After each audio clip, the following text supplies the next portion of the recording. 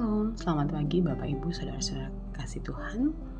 Kita berjumpa kembali dalam Renungan Harian Torayat edisi 12 Agustus 2025. Harapan dan doa semoga Bapak Ibu serta saudara-saudara sekalian dalam hati yang penuh sukacita dan damai sejahtera.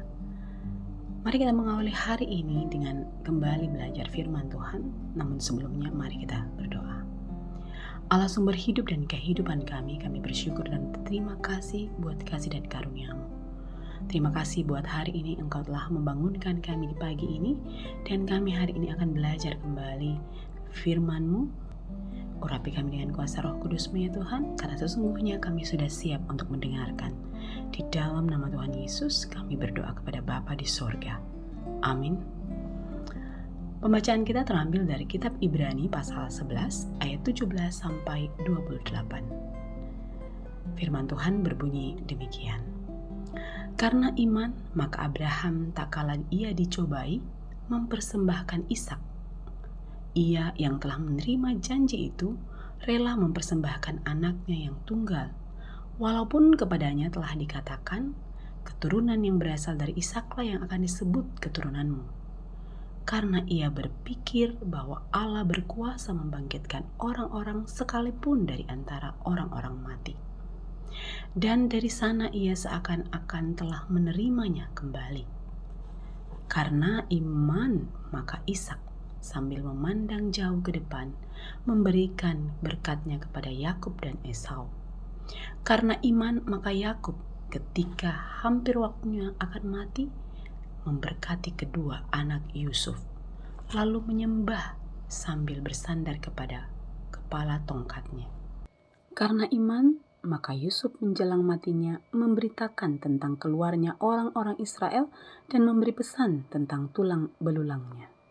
Karena iman, maka Musa setelah ia lahir disembunyikan selama 3 bulan oleh orang tuanya, karena mereka melihat bahwa anak itu elok rupanya dan mereka tidak takut akan perintah raja.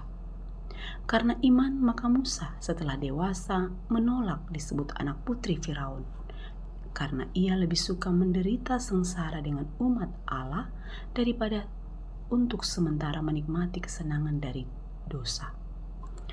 Ia menganggap penghinaan karena Kristus sebagai kekayaan yang lebih besar daripada semua harta Mesir, sebab pandangannya ia arahkan kepada upah. Karena iman, maka ia telah meninggalkan Mesir dengan tidak takut akan murka raja. Ia bertahan sama seperti ia melihat apa yang tidak kelihatan.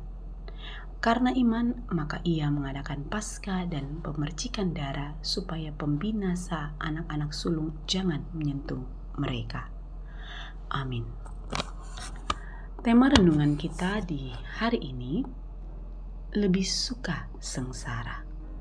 Lebih suka sengsara.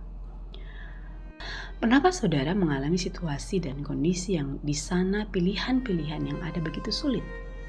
Sampai saudara memutuskan untuk mengambil pilihan yang sudah jelas-jelas akan mendatangkan penderitaan? Untuk alasan apa kita bisa memilih jalan sengsara daripada hidup normal dan enak? Kisah Musa meninggalkan istana Firaun dan pergi bersama kaum sebangsanya bukan semata-mata kisah patriotik yang berpangkal pada rasa empati. Ini adalah kisah iman seorang yang dipilih Tuhan untuk memimpin pembebasan umatnya. Alasannya bukan karena kemanusiaan belaka, melainkan alasan iman. Karena imanlah Musa ketika sudah dewasa menolak disebut anak putri Firaun. Karena iman, ia lebih suka menderita sengsara bersama umat Allah daripada untuk sementara menikmati kesenangan dari dosa. Karena imannya, ia memperoleh pandangan masa depan yang baru sama sekali, bahwa jalan sengsara yang harus dilaluinya demi iman tidak akan sia-sia. Dengan iman, ia melihat upah yang pasti. Ia tak mau hidup dalam kesenangan yang sementara dan sia-sia tanpa arah. Artinya, kesenangan yang berakhir segera dan tak menjamin apa-apa di masa depan. Karena iman, Musa tidak takut kepada murka Firaun. Dengan iman, ia melihat yang tidak kasat mata. Itu adalah masa depan. Dan perjalanan di sana, perjalanan iman, perjalanan bersama Tuhan. Orang beriman selalu hidup dalam keterarahan ke masa depan. Tak pernah berhenti di zona senyaman apapun. Kenyamanan bahkan dianggapnya sebagai mengandung bahaya, menikmati kesenangan dari dosa.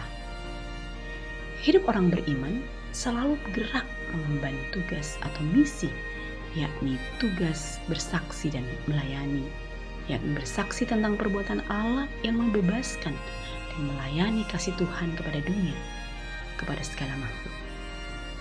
Perjalanan itu bukan tanpa hambatan dan masalah. Namun demikian, apapun yang terjadi di sana mestilah diterima sebagai bagian dari resiko iman kepada Kristus. Maka kita juga berkata, aku lebih suka menderita sengsara demi Kristus daripada menikmati kesenangan dari dosa. Amin. Mari kita berdoa.